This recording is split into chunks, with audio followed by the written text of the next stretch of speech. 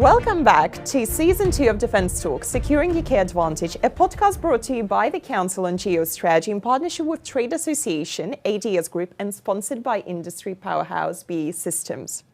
Here we continue to explore the key questions shaping the defence, technological and national security agendas in the UK. Now, 2026 has had a turbulent start indeed. In just the last few weeks, we've seen tensions in the European-US alliance reach new heights.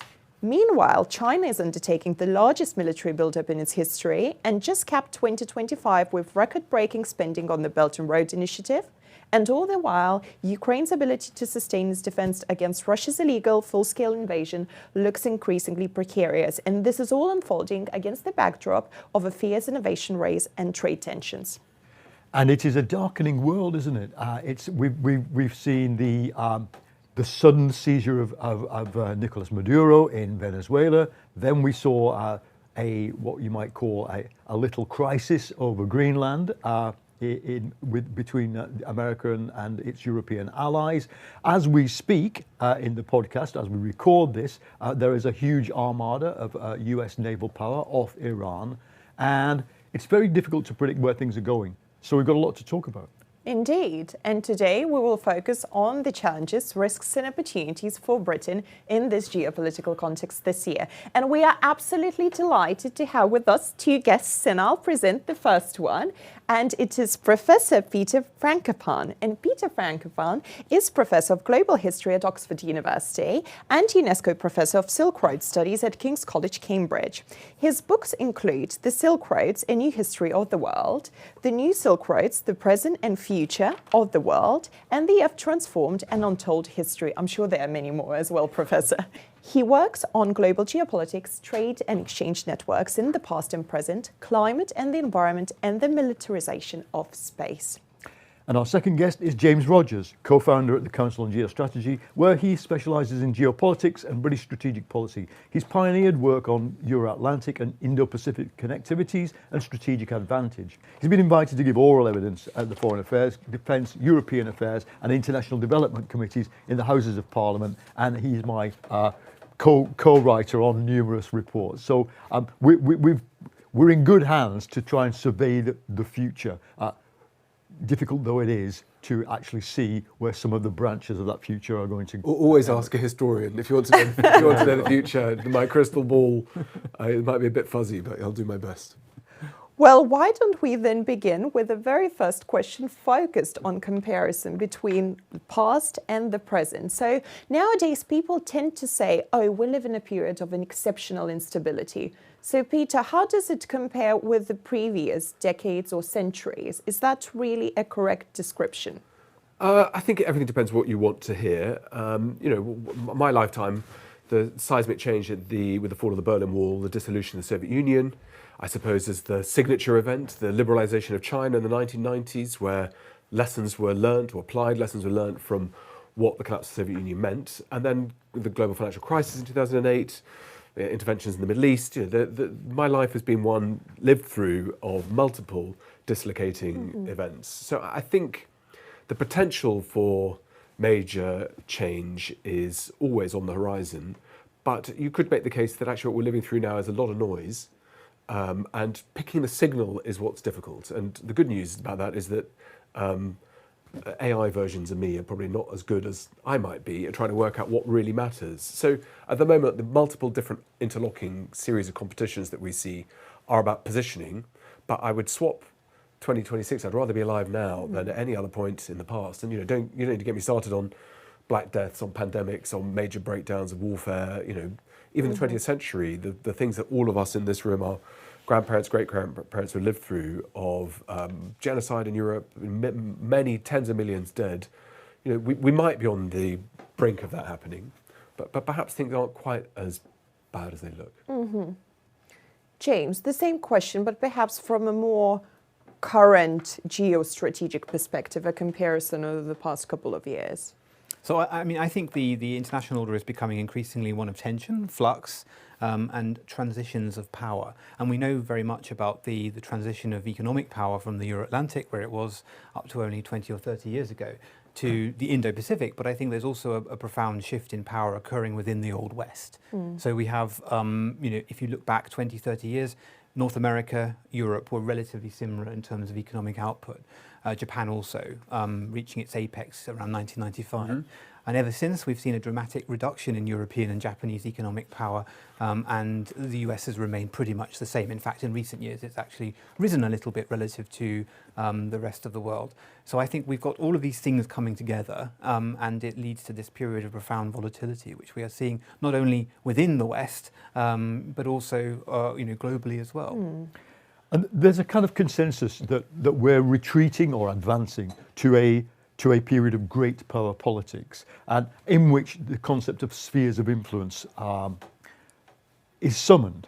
And I'm wondering what both of you think about the idea of, well, okay, if we take a snapshot right now, start of 2026, how's the great power competition going, and how do we define the spheres of influence? I mean, is Europe, for example, simply now to descend into a sphere of influence of three competing external powers?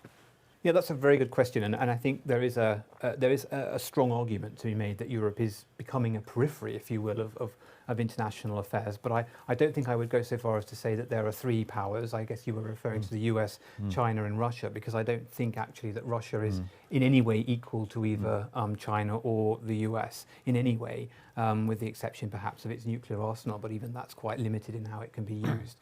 But I think there are other actors involved in Europe as well, the traditional European, great powers, Britain, Germany, France, also Turkey becoming increasingly important, and of course the rise in some respects of Ukraine, despite its current predicament. It's become much more visible in our consciousness. So, from our European vantage point, things still seem very Eurocentric because of this situation, because of the Russian full-scale invasion of Ukraine and our response to it. But I think if you look at this from a broader perspective, Europe is becoming more of a periphery of international affairs, and the real sort of zones of interest are in the Indo-Pacific, the Indian Ocean, and even places like Africa and South America, as Chinese economic penetration has grown there. Well, we got very comfortable in Europe. Life looked pretty good. If your priorities become shopping, trade, and thinking about all the soft stuff and celebrating soft power, then you can forget that you need to have a backbone that supports it. So I think that's a miscalculation of what the world actually looked like. We convinced ourselves at the end of the Cold War that Russia would be wanting to follow the Western model. We were convinced everybody wanted to follow our model, and so we significantly underinvested in not just in defence, but in harder stuff too. Making difficult decisions about our social welfare systems, thinking about things like pension age, and working out how we could pay for things. We got carried away with the challenges of thinking that you can always inflate your national debt away, and then you reap what you sow. So there've been a whole set of miscalculations. I mean, for what it's worth, I do take a slightly different view, Paul, on how I see things. Is that Trump, because he's so noisy and is so chaotic and divisive, I guess, you could make a different view, which is his response to what he's trying to do is to stand in the way of the formation of new sets of different alliances. And BRICS is a sort of messy basket, really, because it doesn't, it promises more than it delivers. But that world that has changed, of China's economy going from $1 trillion in 2001 to about $18 trillion today, India's economy that's grown significantly too, Russia and its ability to try to stay alive, despite collapsing basically 3 times in the 20th century.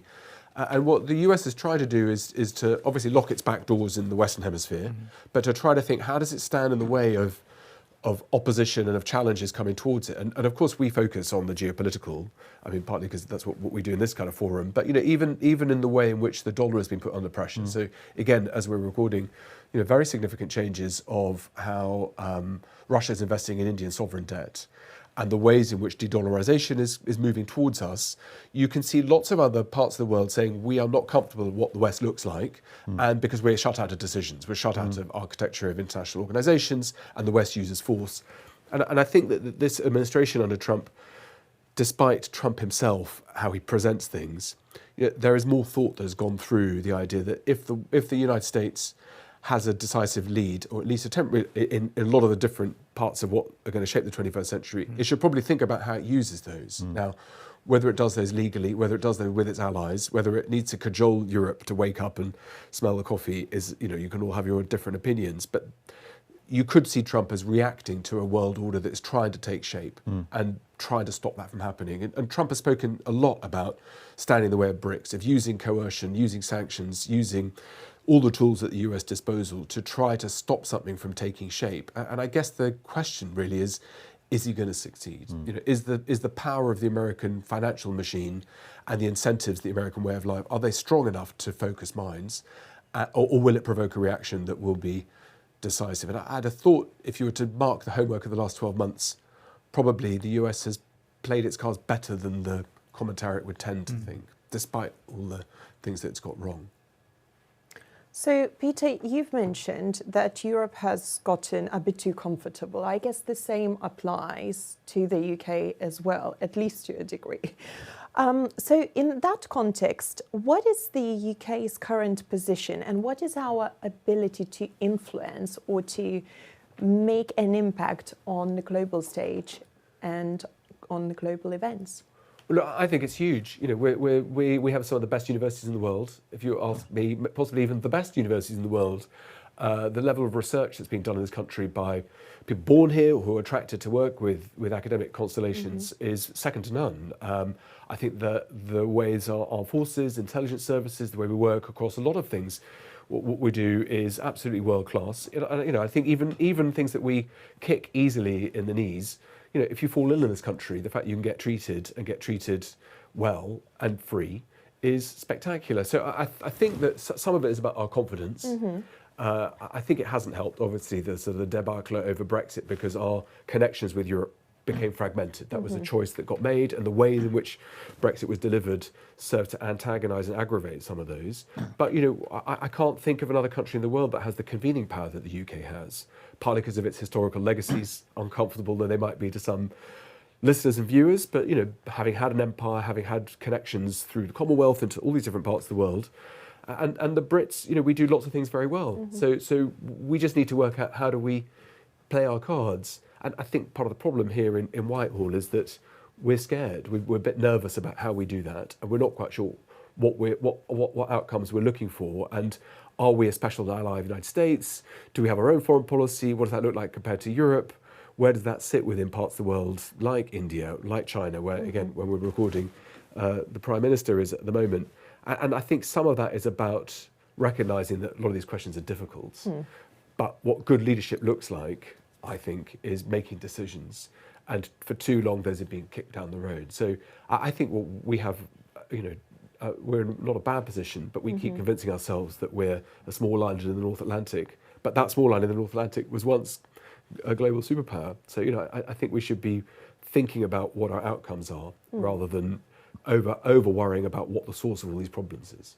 I agree with that, but I also think that we can have pretty decisive impact in terms of hard power as well. So earlier last year, in fact, the carrier strike group deployed into the Indo-Pacific. We saw that ourselves in Tokyo Harbour. There was a huge gathering of people around it, looking at it. It makes a decisive statement. One of the only countries in the world that can actually do this. The Russians can't do it. The Chinese. We're not sure whether they can do it. They are building this kind of capability, but they haven't got it in an operational context to the extent that we have with decades of experience in doing this kind of thing. And then even in a European setting, in 2021, 2022, we had a quite decisive effect on the situation in Ukraine, in providing Ukraine with lethal assistance, being the first to lean into that, the forward-leaning actor, while many European countries, and even to some extent the US, were still gathering their thoughts as to how to respond. So when we really do gather or stiffen ourselves, we can have an impact which is perhaps disproportionate to our size. But even then, we are still quite a substantial power. There's been this sort of narrative of decline over the last few years, but we still stand in a pretty strong position in terms of our global economic yield. We still have a very high position on things like the Human Development Index. We still have a very large defence budget despite the problems that we're still facing. So I think it's a case of gathering together all of these different attributes and really focusing them and understanding that if we invest in them, if we create this kind of strategic indispensability, then others will gather around us, and not only will we be able to convene them them more effectively, but they will look to us for leadership, which will give them some kind of influence over their own direction. I guess one of the changes we've seen is that people's attitudes towards defence and the military has shifted from being able to stop things from happening to provoking them. You know, so Trump's view very much is that if you spend this much money, 800 billion or 1.5 trillion he's now claiming, then you should use it. That's what Putin has viewed. You know, your point about China is well made, James, about what this capability is actually for. And are you just going to have 3 aircraft carriers floating around in territorial waters of China, or are they going to deploy and patrol the coasts of Florida or conduct freedom of operation or freedom of navigation movements there too? But I think that the question is, if you've got a defence capability, using it to preserve the status quo looks very different in a world where, you know, UAE, Saudi Arabia, India, Pakistan, Russia, lots of states are trying to think about how they can use their armed forces in ways that sometimes are counterproductive. But I think if you're a status quo power, then the question looks very different to what is the point of having this? And you know, you're right. The British interventions and support for Ukraine have been not just crucial, but probably decisive. But working out what the role of armed forces is in a time of change requires some thought. I'm wondering whether we could move on to the question of the challenges that we know facing this year. I mean, and they are, in one sense, obvious. I think Mark Carney's proclamation that this is not a transition but a rupture in the Western order is, I know that it is being filtered through analysis functions in several European capitals. I'm not sure that all European capitals have come to the same conclusion. Including our own one. And then you get, there is another question of how much of the Trump national security strategy and the Hegseth national defense strategy is literally what they intend to do. I think views in the West pre-Christmas and post-Christmas have moved towards actually they are simply implementing exactly what they said they were going to do. And then it's the intent of Russia and China. I think those are the intent. You can quite easily read what Russia's options are. They aren't many right now. But a Russian-Chinese reaction to a remilitarization of the Arctic would be difficult. So I'm wondering whether any of you got other variables that we're thinking about. Yeah, I mean, I think that Russia. I mean, the challenge, let's say, that Russia and China pose to the prevailing international order, insofar as is genuinely an international order and not something that's, you know, sort of a grand agreement between the major powers in the aftermath of the Cold War. I think, you know, that they pose a fundamentally different type of challenge. The Russian challenge is still primarily anti-systemic. It's about just breaking it all down in Europe in particular, but not actually having the means to replace it with anything better, and let alone anything that's more attractive to the regional, you know, countries in Eastern and Central Europe and beyond. But the Chinese approach is also revisionist, but it's different. It is one that is kind of counter-systemic. They want not only to break down elements, not all elements, but some elements of the prevailing international order, but also replace them with, you know, a Chinese vision for what they should look like. And I think that's a different threat. Sometimes we hear in both Britain and in the US that, you know, that I think it is Russia is the weather and China is climate change. I think that's also kind of getting to the nub of this, but it's also a bit unhelpful because there's not that much you can do if you're a country like the UK to, you know, overcome climate change or the weather for that matter. But we almost remove our own agency in order to, you know, to be able to resist this or challenge it or redesign it in accordance with our own national interests and those of our other, you know, key allies and partners. So I think we're facing, you know, different forms of revision, and then you come to the United States. And I think some of that is in response to these changes, particularly the challenge from China and the way that has unsettled the prevailing US-led world order. But I think it's also, to come back to where I started earlier, the fact that, you know, there is a fundamental change going on within the Western alliance, and the US has gained power relatively, while the Europeans and the Japanese, through some of their own decisions, some of those, you know, Peter was talking about earlier, the decline in defence spending, the decline in sort of a will to power, if you will. The US basically has to compensate for that. And it can't lean on its allies in the way that it could 10 or 20 or 30 years ago, let alone in the Cold War. Yeah, I mean, look, in the UK we spend more on pet food, beauty products and takeaways than we do on defence. And you know, that probably needs to change. I think here in the UK, part of it is the narrative is that the threat architecture has not been communicated to the public properly. So, everyone's going about their business thinking that the problems happen over there. I mean, I think when it comes to Russia and China, one has probably to always be slightly over academic and qualify exactly what one means, whether we mean the Chinese leadership with the CCP, whether we mean Xi Jinping personally, whether we mean the PLA, and the same obviously is the case for Putin. But both of these countries have enormous weaknesses and vulnerabilities, from economics through to demographics, through to the kind of long-term structural thing, as well as high levels of ambition.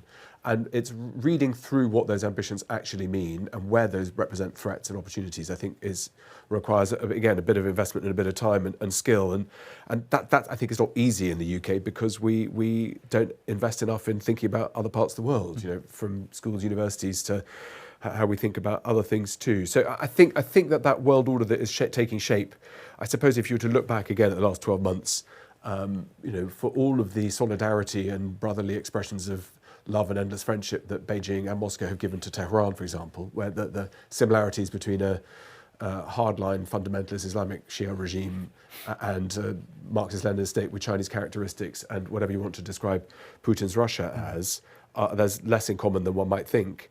But I think it was very obvious that Russia and China were both either powerless to do anything about what happened in Iran in June last year, or unwilling. And likewise with Venezuela, where both Russia and China have had big investments and big stakes in the game. I think that it's the message has not been lost in the US that for all the talk of New World Orders, Shanghai Cooperation Organizations, BRICS, etc., that the willingness and ability of people to ride to each other's rescue, it looks easier on a PowerPoint presentation and where you have photo opportunities with nice handshakes rather than something more meaningful. And probably that will change, And so in the last few days, we know there have been high levels of Chinese interventions in Iran when the protests start at the end of December, in terms of the capabilities that has been given to the Iranian leadership, Russia likewise. And so that I think we have to watch quite carefully. I think that the role that India plays of wanting to play all sides equally is also significant and important, not just because it's a big economy and a large state and so on, but the direction of travel that India is taking is a confusing one in terms of what it thinks its role is in the world. And a lot will change on how well Indian diplomats and politicians are able to move the needle. But those fragmentations we should probably think about too, about what some of the purges have meant at the leadership in China, particularly in the armed forces, in recent days and weeks. Does anybody know anybody who claims to know what is actually going on? I know plenty of people who claim to know. In the PLA. But they're people you don't buy them a drink, because there's no point listening to what they say. Anybody who says they know what they're talking about. Can we just have a quick go here, because I'm sure our listeners will be interested. What do you think is happening with that? Whether you've got a choice of which side of the coin you want to pick. Normally when you have purge, that's either an expression of power by the centre, taking out people who look like they're a challenge, or it's an expression of profound weakness, where anyone that looks like an alternative power centre, you need to get rid of them because there are challenges too. So the rumour mill has been extremely intensive, particularly around Zhang Yuxiu, the highest ranking military officer in the PLA, and also Director of Operations Zhenya Liu as well, for why they've been taken out of position. And it depends how you want to deal with conspiracy theories. And the problem with conspiracy theories is sometimes the crazy ones are right. But it doesn't look to me that one would ever bet on a dove versus a hawk. So the centralisation of power looks like it's something that has a wider perspective going through the whole hierarchy of China, where I suppose if you were looking at it from a Chinese point of view, windows are being locked and the doors are being checked to make sure that the pressure that China is likely to come onto by the US and from its own internal situation is significant. I mean, for what it's worth, one of the things we don't think about here in the West is that China spends a lot less time thinking about us than we do about them. China, as with 1.4 billion people, it's structural things that it needs to be dealing with.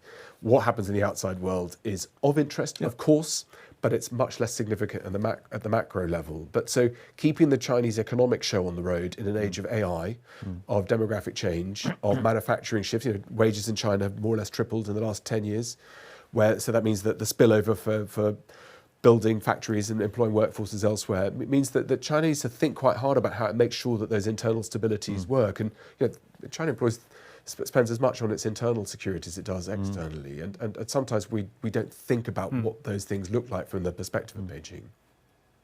So the World Economic Forum released a report on global risk just before Davos summit earlier in January this year, and it cited geoeconomic confrontation as the number one risk for 2026, with state-armed conflict a very close second. Now, Peter, you have referred that the main focus of this podcast today is, of course, the geopolitical one. But let's touch base on geoeconomic trends this year. What are your predictions when it comes to any trade tensions, trade wars, supply chains? What should we be looking at and focusing on? No, I defer to Paul, your career looking at global economics. We talk about trade wars. I mean, all it means is stuff costs more, right? So in the short term, that just means inflation. I think we get very carried away with the idea that we're living in an age of massive dislocation. The use of coercion is obviously, has its own rhythms to it, but, it's trying to solve problems. And it doesn't look to me that hard to understand why a country would want to build up its own manufacturing base and to have some security over critical issues within its own supply networks. The fact that that is being solved late means they're more expensive to solve. If anyone doesn't want to use Huawei or Xiaomi or ZTE, if you don't want to use Chinese kit in your infrastructure, that's fine. It'll just cost you more to get it built from somewhere else. But what's really expensive is to embed it and then spend billions ripping it out and then having to start from scratch to catch up and invent the stuff that's as good as the stuff you had in the first place. But trade wars, geoeconomics, it's a price issue. And I'm much less worried about those kinds of things because they tend to be solved reasonably rationally. Mm-hmm. And they can be solved by market forces, and they can be solved in a good way by incentivizing particularly young people to start businesses that address the critical problems that somebody thinks are there. So I think I don't want to underplay what happens when inflation kicks in, particularly when you've got national debts of in the tens of trillions of dollars. But even then, people like Scott Bessent and Howard Lutnick are not stupid. And inflation can lance the boil of making debt more affordable. So there is a way in which this also makes some sense to me. So I get when you put tariffs on penguins and you announce things and then you recoil and you announce and you recoil. From from most of the parts of the world that I work on, no one has a problem understanding what the issue is to solve. Actually, the main problem with Trump is that he changes his mind. So whatever you agree with him, he might wake up the next day and tear up. And that's the problem in terms of geoeconomic risk, that you have things that you can't, you're standing on sand rather than stone. But tariff wars, it's a price issue, and there are very serious consequences, but it's not the same as the kind of tensions that I worry about. I think we need to have I think we are at a kind of moment, though, more generally, and it's kind of captured by the speeches, particularly by Carney in Davos earlier. I think there's this kind of understanding that this sort of vision that we had in the 1990s of almost unfettered globalization, just free up everything and allow capital, goods, people to flow around wherever they wanted. And that states were no longer that important, nations were no longer that important. It was captured probably most aptly by this book, I think it was from 2001, by Philip Bobbitt, The Shield of Achilles, which he said, we're transitioning now from the age of the nation state to the age of the market state, and that this is an inherently good thing, and we should help to facilitate it. I think that was also captured by I think it was a Bush advisor to President George Bush, the first one, that said something like, it doesn't matter $100 of computer chips or $100 of potato chips. It doesn't really matter. $100 is $100. But that's a bit sort of silly because computer chips are a highly technologically advanced thing, and you need a huge kind of infrastructure to produce them. Whereas potato chips, or what we would call crisps in the UK, of course, they do not. So you're going to have a different type of economy if you produce $100 of one or $100 of the other. The point is that we need to think a bit about how the state can act as an incubator almost for technological innovation and a more sophisticated, complex economy. And also those dimensions of sovereignty, i.e., is it really that good to have complete openness if some of the actors concerned, whether that's the People's Republic of China or Russia or countless others, are not viable partners, and they may start disrupting things from a geopolitical or social or political standpoint. So I think we need to focus a bit more on what our national security interests are, those of our partners and allies that are closest to us, understanding even though that they can change over time as well. and focus on that particular dimension of economic exchange. If we don't, we run the risk of both having a much weaker economy, but also having one that's so open to all sorts of risks and challenges. Well, that focus, right? So, I mean, the United States has one battle tank, and in Europe we produce 19. The Americans, well, I mean, despite the Trump battle cruiser, currently produces four types of proper battleships, big naval vessels, and Europe produced 28. So that process of rationalisation of why is everybody duplicating? It's extremely inefficient. It's a waste of time. It doesn't get best of breed, and it produces competition that's completely unnecessary and waste of time. So I think that focus that you mentioned, James, is a very good word about trying to work out what are the problems we're facing and how do we actually solve them. And does NATO just mean we're a bunch of people who turn up for the country club every now and again and promise to look after each other? Or does it mean something more meaningful in a world that's changing? And some of those discussions have been provoked, ironically, less by Xi and China, less by AI technology, less by Putin. They've been set by Trump. And the fact that that's what it's taken to get us to tells me that we probably need to do a bit more critical thinking around what does geostrategy actually really mean. Following on from this, technological development and innovation is another trend we need to discuss. Now, historically, technological shifts have often dethroned incumbents.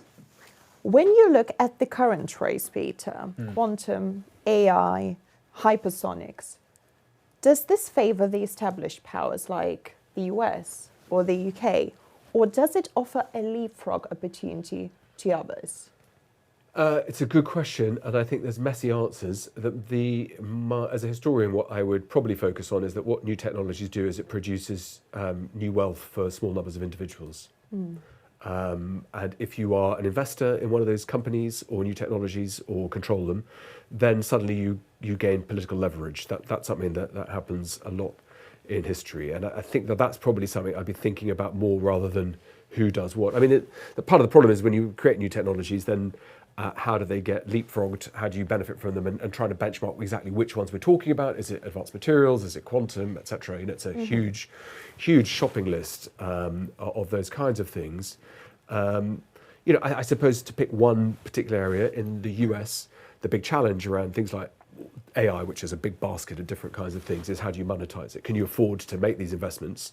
China's taken a very different role of having primarily open sourced AI models that it's making available to the rest of the world. So parts of the world that won't get mentioned on this podcast or any other podcast, Latin America, Africa, Sub-Saharan and Saharan, large parts of Asia, are having Chinese technologies embedded in it, not through critical infrastructure of cables and transmitters and so on, which is part of it too, but using open source materials that allow for the foundations of the 21st century to be built. So I think that's where you see these two different things. One is elite wealth and, if you want to call it inequality or leverage that small number of individuals have because they become incredibly important, or to think about where do these get implemented in other parts of the world, and should we be thinking about what those consequences are going to be, is probably quite important. James, you specialise in strategic advantage. How do we maintain our advantage when it comes to all things technology and innovation? We invest. I mean, that's the key problem. I think unless we increase investment into defence and into technology, into the issues of tomorrow, we will fall behind because others are investing in those things and they will catch up. And that's the fundamental problem that we're facing. In the 1950s, 60s, 70s, 80s, as a country, we were spending something like, if you average it out, the average was around over 6% of GDP annually on defence. Now, of course, not all of that was invested into defence technologies. A lot of it was invested into the mass required to defend ourselves against the Soviet Union. But we need to get to a situation where we are investing in the future rather than investing in, today. And there has to be a balance between that. But I think the balance has gone far too far into investing in today, in having a better standard of living today rather than what we might have 5, 10, 15 years down the line. And I think also it requires a greater degree of frankly, state direction over the key elements that we require, whether that's ensuring that we have enough engineers or enough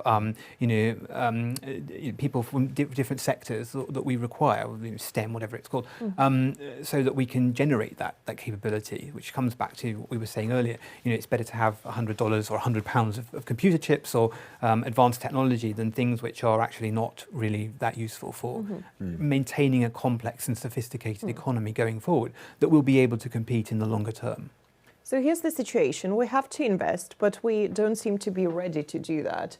Peter, historically, have we been in a similar situation like this? Look, I think that we're asking the right kinds of questions. When the integrated review was done, the idea of how do you sit across Whitehall, and that's how how do you try to think as a whole of state without turning into a sort of sedentary block that can't make any decisions. I think that the life support machine is very much live and ticking. But part of the things, for example, when James mentions investment, of course, I think about it in terms of education. One of the challenges now is that we have these elite institutions, but most of the conversation about what our role is about generating social mobility in the UK, right? And which is important, but that can't be the role of universities, in my opinion. Anyway, I think we should be trying to think about how do we do pioneering technologies, what kind of funding do they need, how do we make that process of application support easier, the red tape that's involved in applying for grants and the numbers of good grants that don't have funding attached to them because there's not enough money in the pot means we need to think a bit more about what are we looking for from whom, and and in what sectors. And to give one sort of very simple example, here in the United Kingdom, in a given academic year group at university, we've got less than 1,000 students studying Chinese, Russian, Arabic, Farsi, Japanese, Hindi, you name it, which means that your pool to fish in for people who are going to help, whether it's FCDO, whether it's going to help in the armed forces, whether it's going to help in business, is tiny. And that's probably not the right way to do things. Now, you could fix that quite easily, and I've tried to suggest that many, many times with the Department of Education, with Defence. Navy has a massive shortage of engineers. So you can make engineering degrees free. Don't charge your students. Maybe it's you've got to go into serve for 3 years or for 5 years or whatever it might be. And I can promise you will also fix social mobility that way, because kids from poor backgrounds, if they don't have to pay for their education or don't have to take on loans, will be driven towards subjects that perhaps might have useful national strategic advantage, like studying Russia or Russian or engineering or medicine, nursing, take your pick.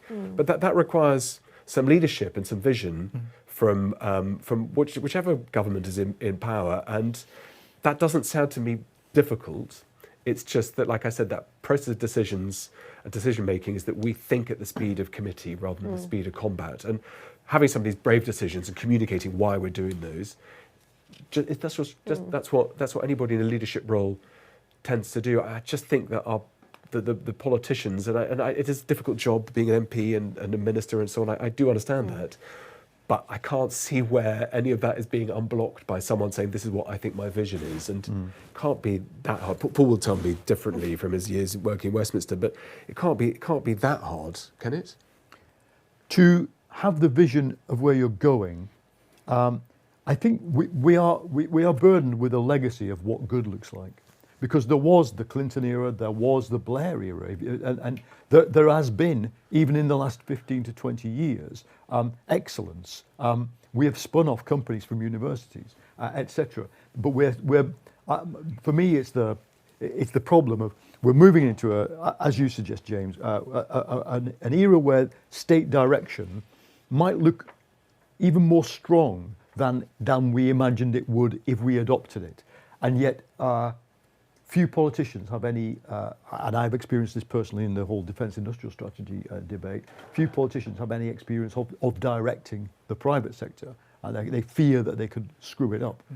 And meanwhile, China is inventing 18 new industrial sectors that don't even exist, the new quality productive forces. But I suppose on that note, because we're approaching the end of the podcast, it's time really to throw to you two the question, what do we do about it? What here, right now, what would you do if you could march through the doors of 10 Downing Street or 11 and say, here's your 3 priorities? I think we've sung for our supper. I want to hear what you both think we should do, because I never hear that on your podcast. You always ask people sitting in our seats. I'd like to know what you've learnt in the 30 episodes or however about what you think we could and should do. What do you think, Viktorija?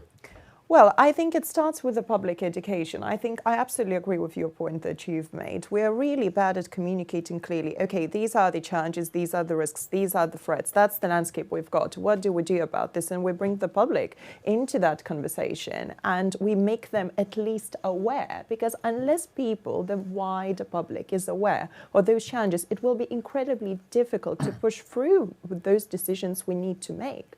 And there are so many opportunities to seize. I mean, we've talked about the technological developments, innovation. We've talked about the need to invest. We can invest. It's just about the reallocation of resources.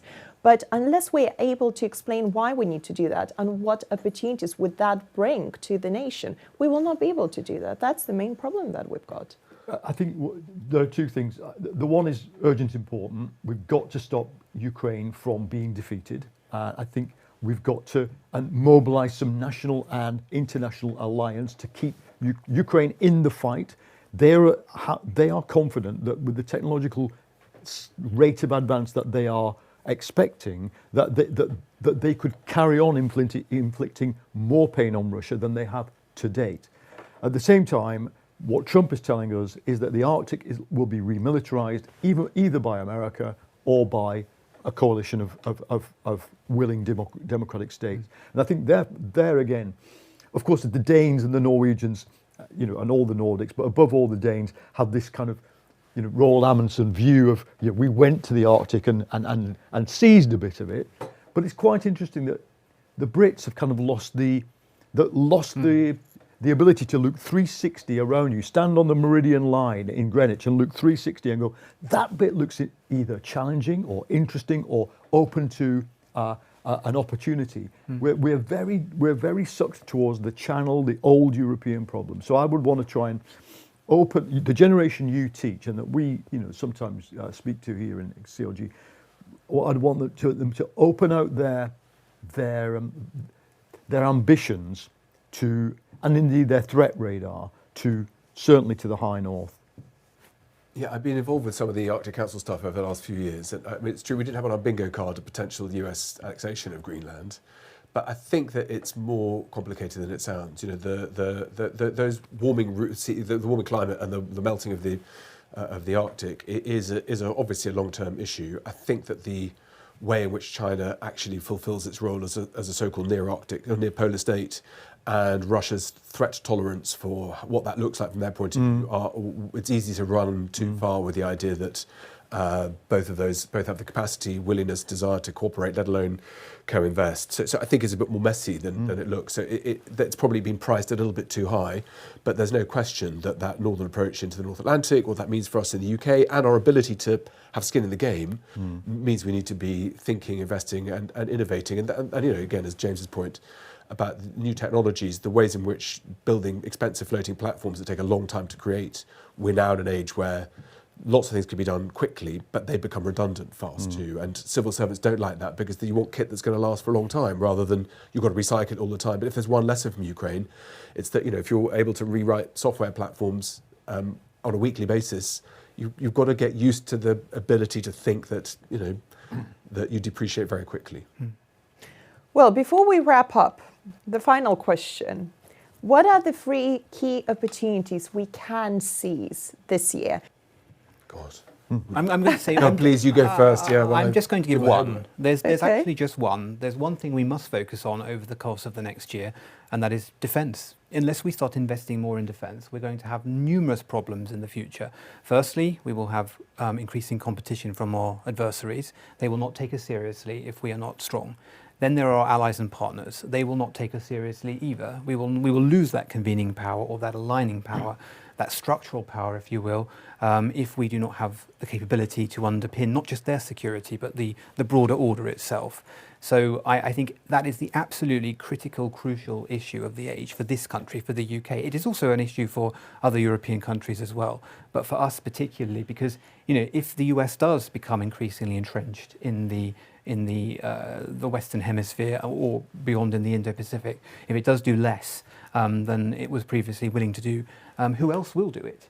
There are a couple of other countries in Europe that have that capability, potentially France, Germany, Poland, of course Ukraine in a very different context, but we are one of them. And a lot of countries in Northern Europe in particular look to us to provide that leadership. And if it's lacking, they will just look somewhere else, and that will weaken us across the board. Okay, so that's one. I'll then give two, so we have three between us, and then you'll be happy, hopefully. I think it's the problem is that elections and governments don't be popular through foreign affairs or through defence. It's always about domestic agendas. So I think it's having more visibility from the top, and that doesn't mean the Prime Minister doing more trips abroad. I think it's centering foreign affairs in the national narrative. I think there are important ways of doing that without scaring the whole, scaring everybody. But I mean, the way that NHS trusts have all been attacked and hacked by Russian cyber criminals, and whether they're state-sponsored or not, the fact that things like the British Library have been attacked, the things that we're facing are pretty significant. So thinking about how we can have that articulation of vision from the top is important. Second, which is probably the long-term interest of the country, is that I understand that Donald Trump has an unmarried son. So if we can find someone suitable in the United Kingdom who we could do a marriage alliance, that's the historical way of how you solve problems, by uniting our two great countries together by seeing eye to eye. I think that, it's obviously flippant, but I think that convening power that we have in the UK is a huge asset, and there are ways in which we don't do it badly, but there's a lot more that we could be doing about reaching in. We have one minister in the Foreign Office for Asia. We probably could bulk that up. We could probably be thinking more about who in our kind of senior apparatus here is constantly on the move, going to go and visit different people in different capital cities on the planet. I used to have a tracker that I followed Sergei Lavrov where he was visiting and where he was going, and he's in the air all the time. Trump is indefatigable. He is constantly working, and I think here it feels like a sort of a country club where we'll send a minister and that's great, and then you won't see them for years. But when was our last proper mission to Pakistan? How often do we send ministers to places like Vietnam or Mexico that are on the move? How do we join this all together? And that's about investing in the apparatus of government. Well, gentlemen, a fascinating conversation, and thank you so much for joining us today. And of course, we look forward to continuing this conversation with you throughout the year of 2026. But we also would like to thank our listeners for joining us today and listening to this episode of Defence Talk Securing UK Advantage, brought to you by the Council on Geostrategy in partnership with ADS Group and sponsored by industry powerhouse BAE Systems. And until next time. See you again.